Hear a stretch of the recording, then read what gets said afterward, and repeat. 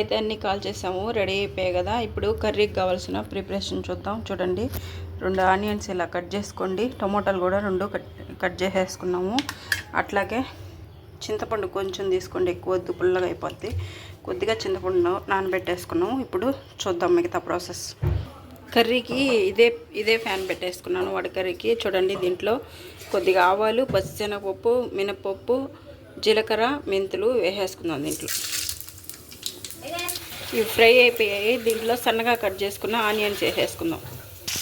Onions వేసేసుకున్నాం కదా, ఇవి గోల్డెన్ బ్రౌన్ కలర్కి వచ్చేదాకా ఫ్రై చేసుకోవాలి.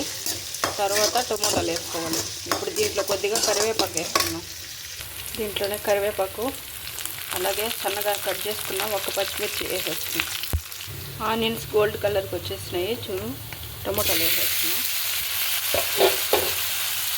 దీంట్లోనే కల్లుప్పు వేసేసుకున్నాం. అంతా బాగా కలిసేంత వరకు కలుపుకోవాలి. కలుపుకొని ఒక 3 మినిట్స్ సిమ్లో పెట్టేద్దాము. టమోటాలు బాగా కుక్ అవుతుంది. ఇలా సిమ్లో పెట్టేసుకుని మూత పెట్టాలి. టమోటాలు మగ్గే లోపలే చింతపండు పిసికి పోసేసుకున్నాం. టమోటాలు కుక్ అయ్యేదో చూద్దాము.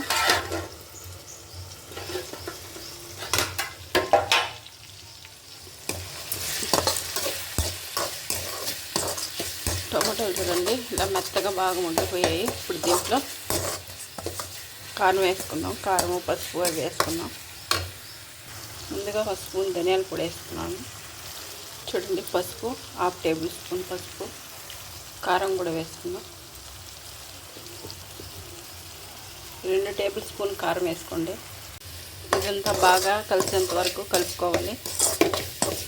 తర్వాత చింతపండు పులుసు పోసుకుందాం.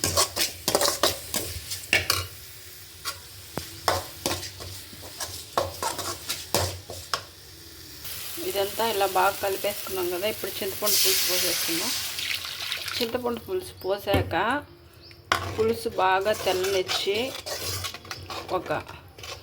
ఈ పులుసు ఒక 10 నిమిషాలు ఉడకనించుకొని అప్పుడు వడలు వేసుకోవాలి. మనం దీంట్లో పులుసుతో పాటే వేసేయకూడదు.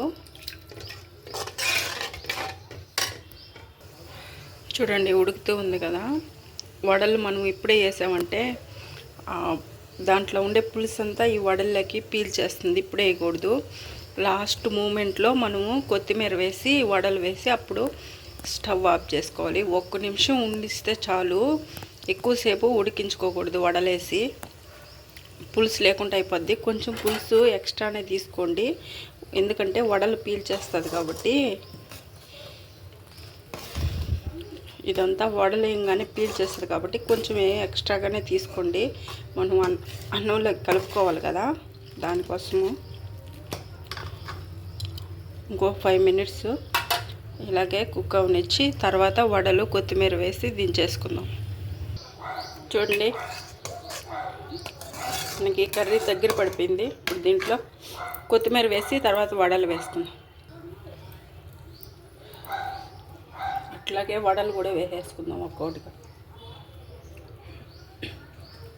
వడలు వేసాక 1 నిమిషం కానీ 2 నిమిషాలు కానీ ఉంచి స్టవ్ ఆఫ్ చేసేసండి, లేకపోతే పులుసు అంతా పీల్చేస్తుంది. అందుకని చెప్తున్నాను.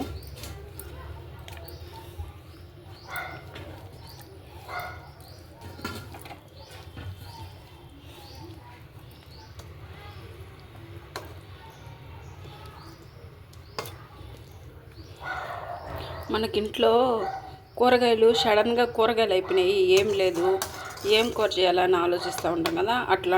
అట్లాంటి సమయంలో ఇట్లాగా వడపులుసు అయినా చేసేసుకోవచ్చు మీరు.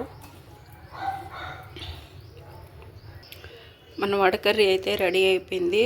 ఓకే ఫ్రెండ్స్, వీడియో నచ్చినట్టయితే లైక్ చేయండి, షేర్ చేయండి, సబ్స్క్రైబ్ చేయండి. టుమారో నెక్స్ట్ కర్రీతో మీ ముందుంటా. Okay, bye.